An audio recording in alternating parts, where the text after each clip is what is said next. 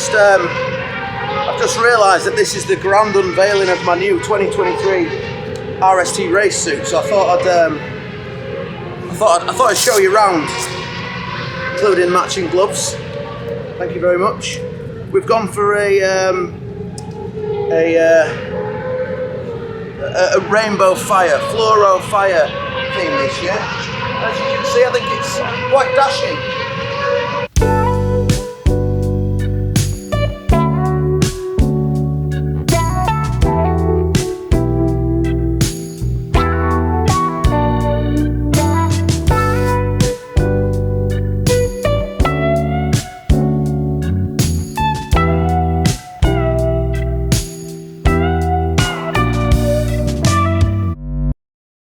Sun's out, bike's out, it's finally here. It arrived late last night, courtesy of Monsieur Fagan, and we're at Thruxton for, I don't actually know what round of the championship this is, but it's my second one. Hopefully this time we'll hit the ball rolling, whatever you say. Was it hit the ball rolling or running?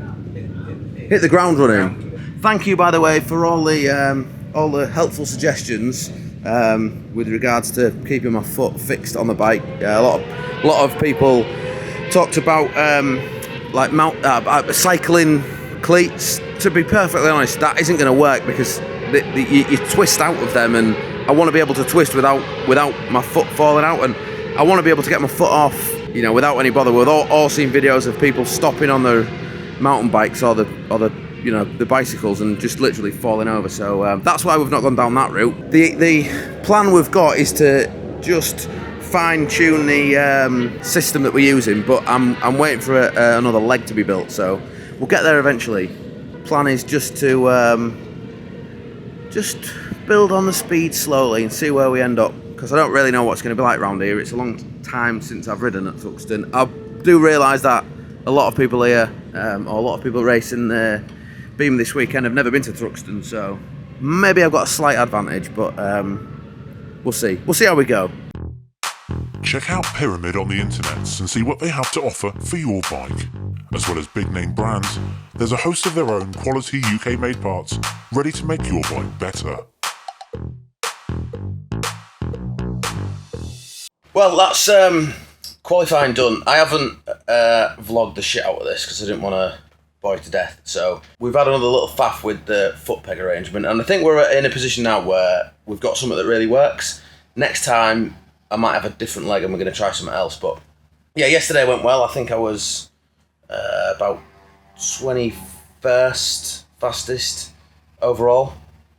So I'm happy with that. Step up from last time. I felt like as long as we could start this round at Thruxton where we left off at Snet, I'm pretty happy with that. So we've done qualifying. Qualifying didn't go quite so well because it started raining literally just as our session started. So 9 in the morning, there was a session start, and the heavens didn't open, but it just started spitting enough that it was kind of shit what we're going to do. So I rode round the circuit to have a look, came back in, put the wet straight in, went out, did a couple of laps. Now, bear in mind that took kind of 5-10 minutes to put the wets in, so now we've got like 20 minutes left. Did a couple of laps, and by that time, the rain had stopped and it started drying up, so I'm like, oh, what do I do? And I could see there was people on the track on all sorts of combinations of tyres. I didn't really know what to do, and then a couple of people passed me on with dry tyres on the back, so I thought, right, that's it. I'm gonna come back in while we've still got time. Come back in, put a dry in the back. So I went back out, wet front, dry rear, and by this point I probably needed a dry front as well. But I thought, no, I ain't got time to change now. Stick with what you got. So I just got my head down and could have gone faster, but I just thought I was passing enough people on the track that I knew I wouldn't be at the back of the field. I knew I've got a pace that was reasonable enough to qualify. I didn't want to push too hard on the wet front, because the start, especially when you've got a heavy bike like that, the start's moving around loads on the brakes. So 24th I've qualified, so that'll put me 12th on the grid for the heat race. I think I need to finish in the top 13. So like last time, if you didn't watch the last video, it works. The format of these events is a bit like the Supercross. So you have a qualifying session that sets your position in the heat race, and then a heat race to determine A, whether you get into the main race, and B, where you are on the grid in the main race. If you don't get through to the main race from the heat race, is the last chance qualifier race, of which I think the top 10 or something get through. So bike's in park firmly at the moment, so that'll come back in 10 minutes. Yeah, probably don't need to get any new tyres. Might get some new wets out, so we'll have to have a look what they look like. But yeah, got to chill till about 2 o'clock when the heat races are, so I'm gonna put the kettle on. Well, as you can see, the Evans have now opened. It's absolutely pissing it down. We've got a heat race at 2 o'clock, as I've mentioned, and I'm guessing, looking at the weather now and looking at the sky, we're going to be on wets. We've actually left the bike with a wet in the front and a dry in the rear, just so that when we do come to, you know, when we decide what tyres we're going to run, there's only one to change.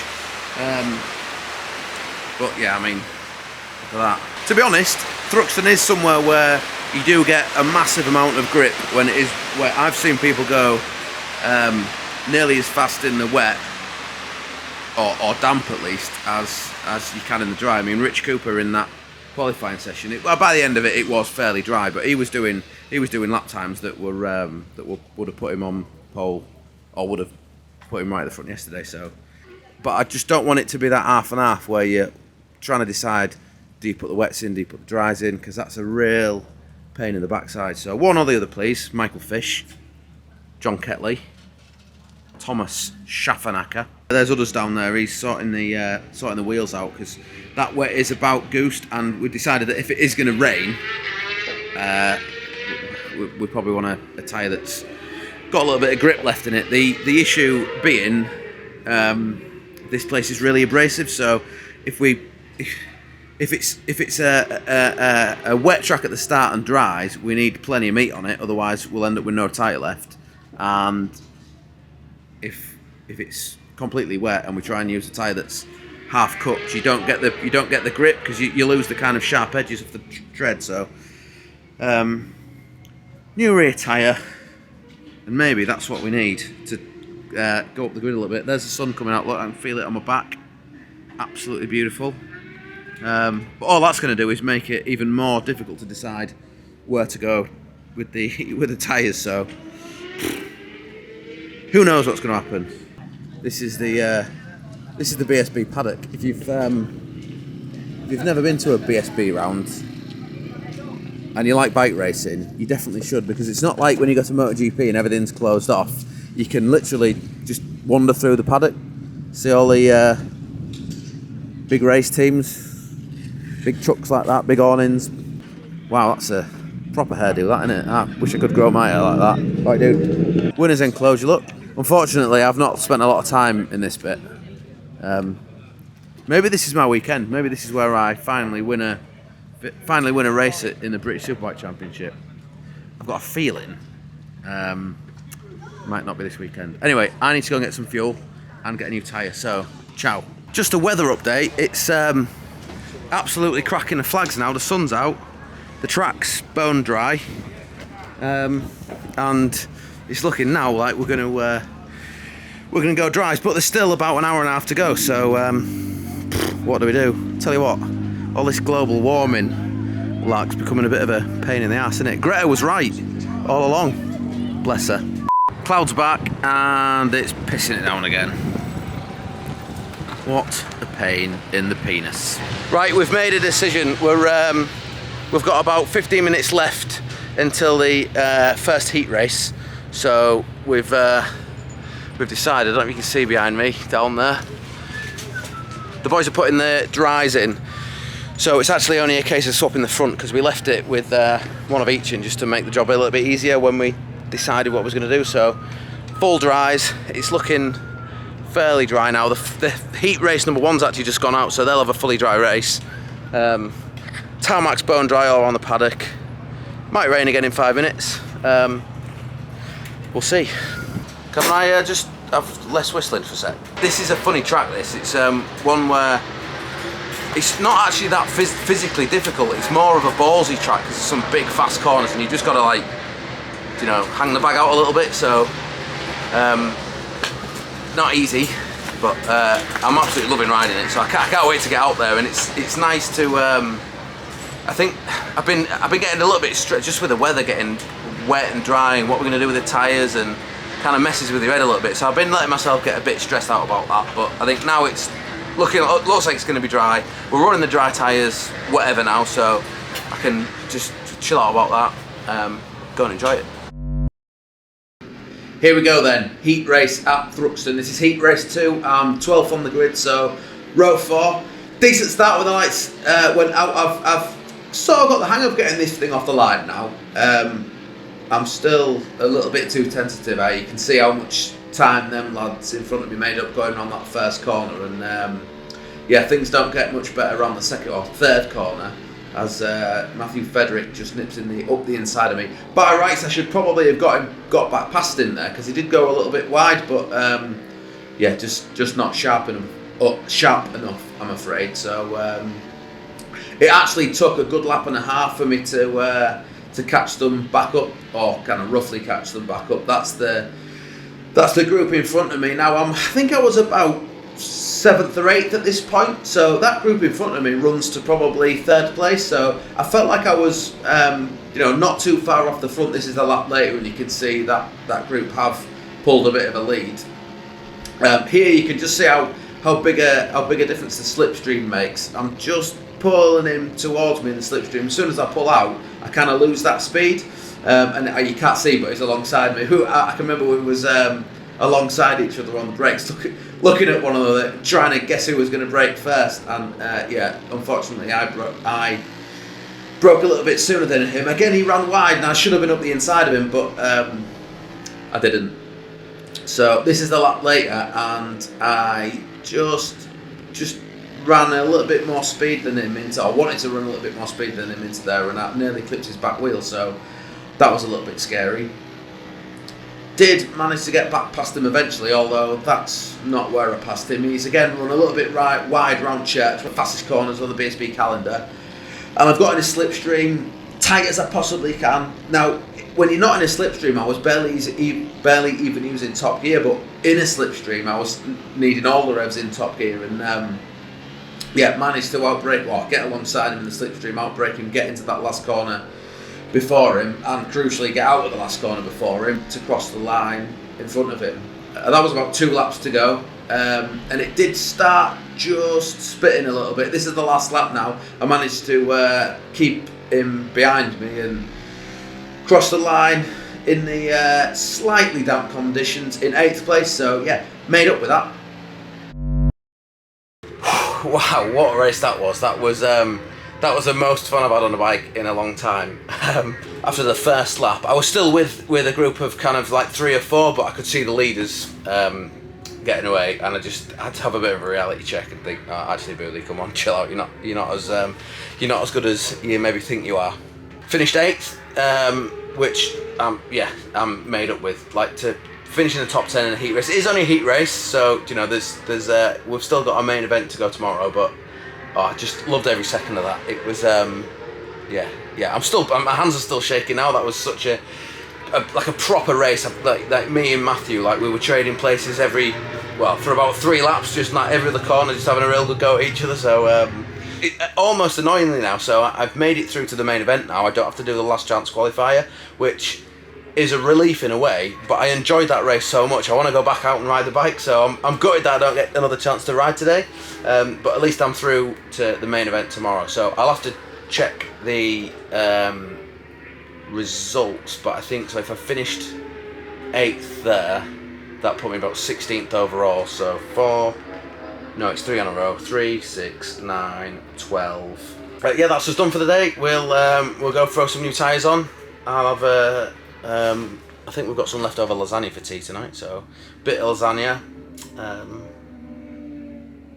and we'll have another go tomorrow. Cannot wait. Others is just putting a bit of fuel in the bike. As you can see, we've got a different way of working fuel out. So what we do is we fill it up and work backwards from full. So we know that we've worked out that through filling it up and taking it out and faffing around, that we're using almost exactly half a litre a lap, if you can hear me over that bike setting up over there. So yeah, we're using half a litre a lap, so what we're going to do is fill it to the very top and take 5 litres out. It's a 10 lap race with a warm-up lap, a sight-in lap, and then a cool-down lap, so 13 litres, so, sorry, 13 laps. So with about 10 litres, we should piss it, and that is, our maths are just about bang on, because that took 5 litres. Check it out. That took 5 litres to fill up, and we was expecting that to take 5 litres to fill up. So we've got the maths right. It's half a litre a lap. Take that 5 out now, and hopefully that'll be just the right amount for the race. Oh, George is pissing it all over the tank. Get your nozzle out. So we just worked out that the fuel that we buy, which is over here in these big fuel cans, that's £98 and 88 pence. So 100 quid for a can of fuel. There's 25 litres in there, so you're £4 a litre to fill these bikes up. So what's that? Half a litre a lap, £2 a lap just in fuel. I've just been instructed by my workmen that I've got to tell you why we're using why we're using the fuel out of these cans rather than just pump fuel. It's because we've got to. It's just one of the rules. We've got to run control fuel for the series, just like we've got to run control tyres. The reason that we're running control fuel isn't to make sure no one's cheating. I think it's more to make sure people make money from bike racing. Doesn't really make a lot of sense to me, but maybe I'm not intelligent to understand why they bring rules like that in. So yeah, we're finished for the day. I'm gonna go and have a shower now, I think. Maybe have a beer, watch the LCQ, the last chance qualifier race that luckily I didn't have to partake in. Although, to be honest with you, I know what's going to happen. I'm going to be watching them riding out there, and there'll be a lump in my throat because I want to be out there with them. But at least it means I'm through to the main event, which is nice. So yes, let's do that. Ciao, baby. Right, kids, it's race day, and I tell you what, I'm bang up for it today. After yesterday's race, 8th place in the heat race, made up with that. But it was more just, I just loved riding the bike, so I can't wait to get back out on a bike today. We haven't made any changes to it, so however Al had the bike set up at Brands Hatch, we're just using the same setup here. I think partly because with the prosthetic situation, I can't really feel what it's doing underneath me properly, so I wouldn't know which way to change the bike or change the suspension even if we did anyway. So yeah, just running it as it is, run what you've run. I need to get my head down a little bit sooner.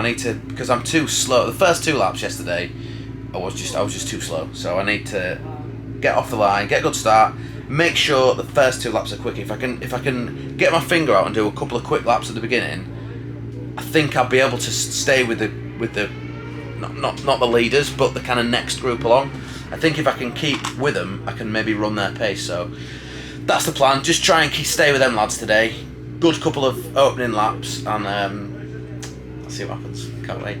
Big shout out to Super Socko, by the way, who've lent us this little electric pit bike. It's been a proper godsend. We've, I say we, George has made a little hook up there so we can get the trailer, which is here, and hook her up, hook her brother up, pull that out, stick that on there, job's a dream. Now we've got a moped and a trailer, which is mega handy because before we was having to cart that thing up to the tyre place, up to the fuel place, because obviously we've got to run the control fuel, so we've got to buy it here. So this has been an absolute godsend. Beautiful little thing. Time for the main event then, 10 laps. I'm 16th on the grid, waiting for the red lights to turn on, and then as soon as they go off, we're away, off they go. Not a bad start again, trying to weave my way through a couple that looks like Dasbo, where the fluffing his lines there. Concentrating on just sticking with them really. Anyway, I had a good qualifying position, so if I could get a good start, which I felt like I did, and just roll with them on the first few corners and first few laps, I might be in for an alright result. So my aim was a top 20, but I really wanted to score a few points. So yeah, concentrating on just just sticking to the back wheel, and unfortunately I didn't make a very good job of it. They did get a bit of a gap, but I was quite good on the brakes into the last corner, and every now and then just dragged them in a little bit. Oh, and there's someone having a roll round on the floor. That's not the way to do it. So yeah, I think I'm about 12th, 13th position at this point. Again, caught them up into the last corner. Half decent on the brakes, but on this occasion not good enough because someone's nipped past me, and I was actually a bit crap round that chicane, so I was quick into it, but my speed round it was really slow, and yeah, you still lose a lot of time. There's Harley Preble going the wrong way around the chicane, who was one place in front of me for a split second. Now this is a good example of how much difference the slipstream makes on these bikes. I've got a little bit of a gap, mind you. That didn't help him looking behind him, but yeah, I was just able to sail past him, really, getting that slipstream, and yeah, it makes a big difference. But it also works the other way around. There's two of them going past me, and this is when sometimes a bit of frustration can start to set in, because yeah, no one likes getting overtaken, do they? And when it keeps happening, you wind yourself up a little bit, and then you stop concentrating and you make mistakes, and way up there, that's like that. That was him having a bit of a slide in front of me. So there was a few times where, just going into church, one of the mega fast corners, I felt like I could just nip up the inside, but in reality I didn't have the bottle for it, because it's yeah, that is one fast corner, one ballsy corner. And to be honest, I knew that, with this, if you can get anywhere near someone going round church and you can get in the slipstream, you've got half a chance of passing him. So get alongside him, get on the inside of him. It's difficult for someone to outbrake you around the outside there. So if you can get on the inside, you've usually cracked it.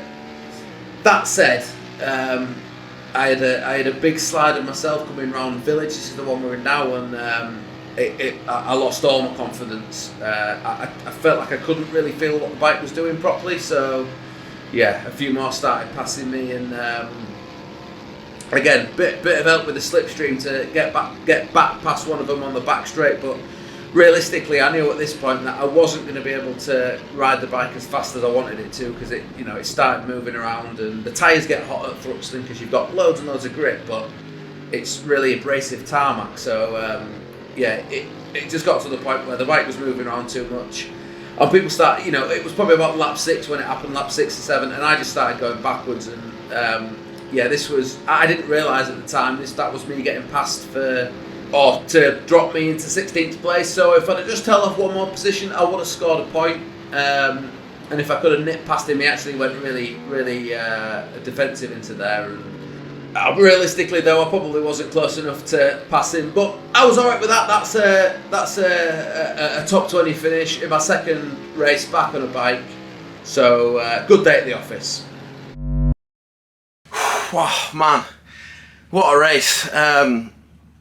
That was hard work, and I loved every second of that. It got to a point though where the bike started moving around loads, and it just, I'll be honest, I lost my bottle. I used to think that I didn't mind that happening and the bike moving around a little bit, but yeah, just around these big fast corners here, you're flat out nearly, and when the thing's moving around and you can't really feel what it's doing underneath you because you've got a wooden leg on, it's a little bit scarier than I remembered. So yeah, I think I did about maybe the first 4 laps in a bit of a group and had a real good battle with a few of them, and then I just started dropping back. I lost maybe 3 or 4 places in the last couple of laps, which was frustrating. I mean, I would have loved to come away from here with a point, but really, I mean, top 20, I'm well happy with that. From where we were at Snetterton, we've just taken big steps forward each time, and I feel much more comfortable with the bike now, and yeah, just loving it. Can't wait to go to the next one. Tell you what else has been so nice, again, like Al said, and like at the other rounds, the support that we've had from people come to see us out there, 40 fans, it just, coming to these, it reminds me what an amazing community we've got, what a great group of people that I guess 44 Teeth has created. So can't wait for the next one. Hopefully we can take another little step forward if I can get in the points. I mean, I would have loved to take a point or two home this weekend. We just didn't manage it, which a little bit annoying, but like I said, top 20 is great. Got another couple of bites at the cherry, so Fagan's doing the next round at Cadwell, and then I'm doing Donington and Brands Hatch at the end of the year. So if you're going to any of them, we'll see you there.